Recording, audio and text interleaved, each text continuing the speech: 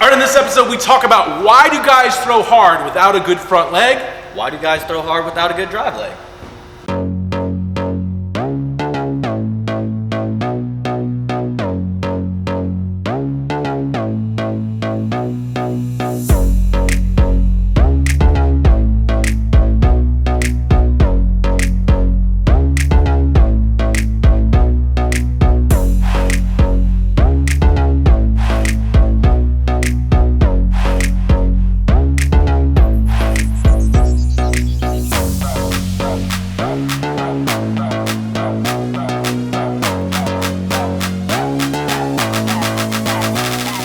All right, Brent Porcio, Stephen Godani here at the @TopVelocity #Pitching Tips Show, where you go to Twitter, Facebook, and Instagram, and @TopVelocity #Pitching Tips. You ask your question, anything on pitching, anything we do here at Top Velocity, we're going to answer it on the show. And if you haven't already, go to, share it, subscribe, help us get it out there.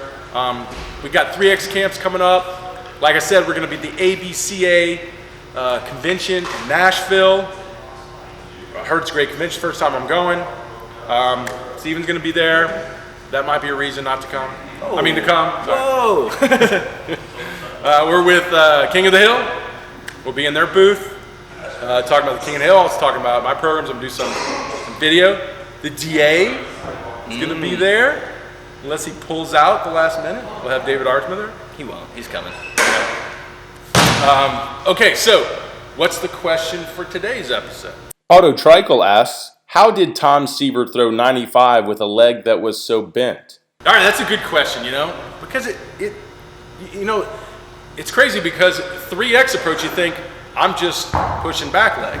But when you learn the approach, I'm pushing both legs. But at the same time, too, I understand the balance. Force production out of the back leg, force production out of the front leg. You can get it either way, you can get it at both.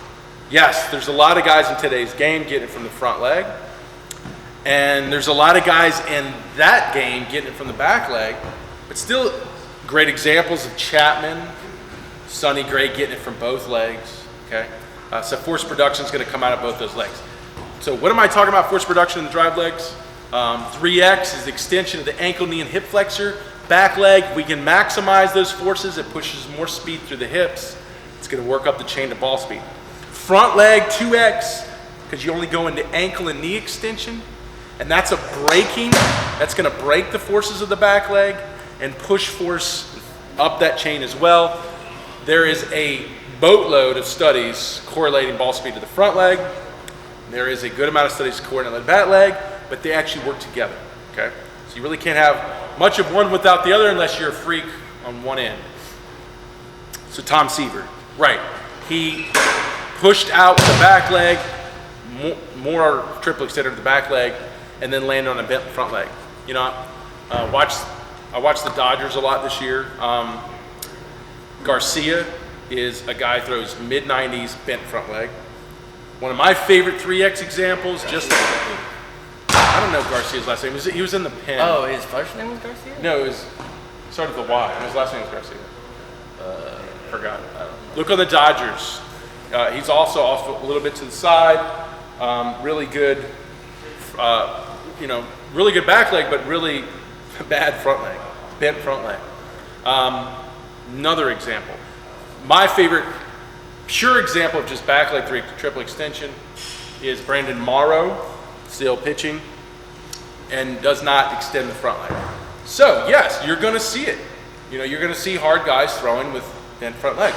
You're going to see hard guys giving out a little bit on the front leg, which most studies say high velocity pitchers do not do. They stabilize.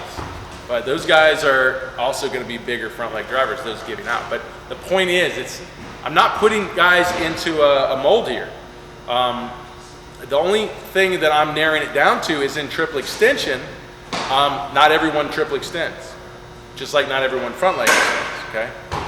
But I'm narrowing it down more into triple extension because there's other drive leg styles that I've defined in my drive legs video, rotators, knee slammers.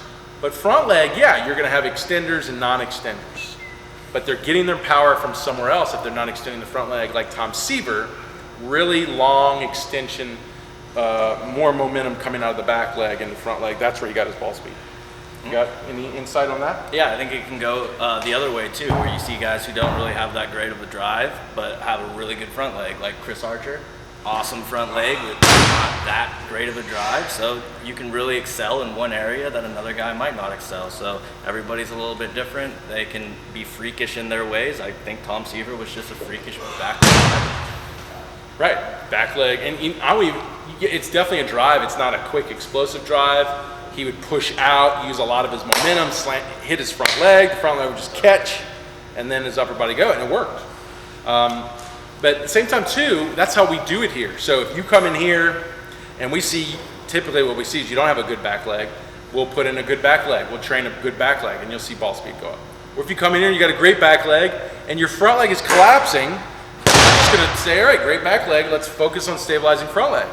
Or you got a decent back leg, decent front leg, and you want maximum speed, and we try to maximize back leg drive, we'll do that. Say we cap that out, then we'll try to maximize front leg drive, and then we could be capping that out. That's the goal is, we've got two legs to work with, and it gives us a lot of options, and we can customize it to you, just like Tom Seaver was customized as more of a back leg driver. Chris Archer is customized more as a front leg driver.